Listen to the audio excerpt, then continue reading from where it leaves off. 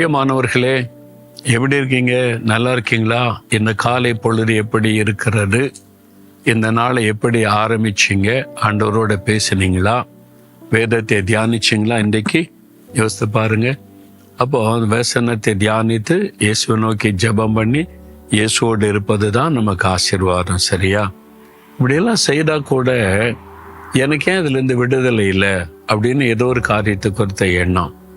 என்னால் இதை விட முடியல, எனக்கு இதுலேருந்து ஒரு விடுதலை இல்லாமல் இருக்குது, ஒரு அடிமைத்தன வாழ்க்கை மாதிரி இருக்குது, வீட்டுக்குள்ள, வேலையில், வசிக்கிற இடத்துல ஏதோ ஒரு காரியம் என்னை அப்படியே அடிமைப்படுத்துது, தெரியுது, என்னால் வெளியே வர முடியல, அப்படிலாம் கலங்குறீங்களா? வேத புஸ்தகத்தில் ரோமர் 7:24 ஒரு தேவ மனிதன் சொல்லுகிறார், நிர்பந்தமான மனுஷன்னா யார் என்னை விடுதலை ஆக்குவார்கள்? இந்த மரண சரீரத்தில் நின்று யார் என்னை விடுதலை ஆக்குவார்கள் என்பதாய் சொல்லுகிறார். அவர் என்ன சொல்றாருன்னா, நான் செய்ய விரும்புகிறதை செய்யாமல் விரும்பாததை செய்கிறேன். நன்மை செய்ய ஆசை இருக்கு, நன்மை செய்ய முடியல, தீமை செய்கிறேன்.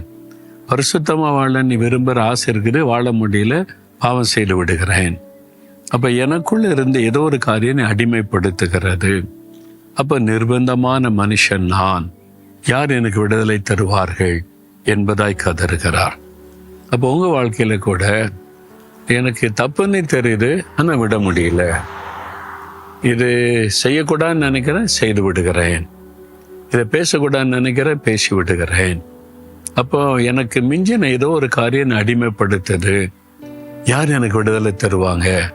உள்ளத்துக்குள்ள இந்த கேள்வி எழும்புது, வெளியே சொல்லாட்டாலும் உள்ளுக்குள்ள இந்த கேள்வி எழும்புது. சில சமயத்தில் எல்லாருக்குமே விடுதலை இருக்கும் போல, இப்போ விடுதலே கிடையாது, மரணத்துக்கு பிறகுதான் அப்படின்ற சிந்தை வந்துடும். அது பிசாசுடைய தந்திரம். அதெல்லாம் இல்லை, எல்லாருக்கும் அப்படிதான், அதனால வாழ நீ இப்படிதான் இருக்கணும், நீ கடைசி வரை அடிமைத்தனத்துல தான் அப்படின்னு சிந்தையை பிசாசு உண்டாக்குவான். ஆனா 8ஆம் அதிகாரத்துல வாசிங்கன்னா அவரே சொல்லுகிறார், எனக்கு விடுதலை உண்டாயிற்று, ஆவியின் பிரமாணம், பரிசுத்த ஆவியானவர் எனக்கு விடுதலை தந்து விட்டார் என்பதா சொல்லுகிறார். அப்ப விடுதலை இருக்கிறவங்களுக்கு அது எவ்வளவு பெரிய இக்கட்டா இருந்தாலும், பாவமா இருக்கலாம், சாபமா இருக்கலாம், இக்கட்டா இருக்கலாம், கடனா இருக்கலாம், நெருக்கமா இருக்கலாம், மனுஷ அடிமைத்தனமா இருக்கலாம், எதுவானாலும் விடுதலை இருக்குது. ஆவியானவர் எங்கோ அங்கே விடுதலை. அப்ப ஆவியானவருக்கு உங்களுடைய வாழ்க்கையில இடம் கொடுக்கணும். பரிசுத்த ஆவியானவர் உங்களுக்குள்ளே வரும்போது அவர் விடுதலையின் ஆவியானவர். எதெல்லாம் அவங்களை விட முடியலன்னு நினைக்கிறீங்களோ, எதெல்லாம் அவங்களை அடிமைப்படுத்துதோ, அதில் இருந்தெல்லாம் அவங்களுக்கு விடுதலையாக்கி ஒரு விடுதலையின் சந்தோஷத்தை தருவார் பாருங்க. அது பரிசுத்த ஆவியினால் உண்டாகிற ஒரு சந்தோஷம். இந்த சந்தோஷத்தை நீங்க பெற்றுக்கொள்ளணும். அப்ப ஆண்டவரே, உம்முடைய பரிசுத்த ஆவியினால் என்னை நிரப்புங்க, எனக்கு இந்த விடுதலை வேணும், ஆவியானவர் கொடுக்கிற முழுமையான விடுதலை வேணும் அப்படின்னு தாகத்தோடு கேட்டீங்கன்னா ஆண்டவர் தம்முடைய ஆவியினாலே நிரப்பி உங்களுக்கு அந்த மெய்யான விடுதலை தருவார். கேட்குறீங்களா?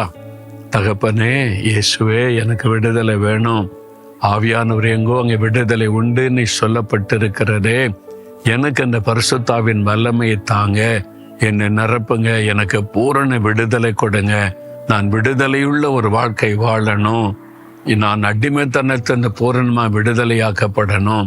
இயேசு கிறிஸ்துவின் நாமத்தில் ஜெபிக்கிறேன். ஆமேன், ஆமேன்.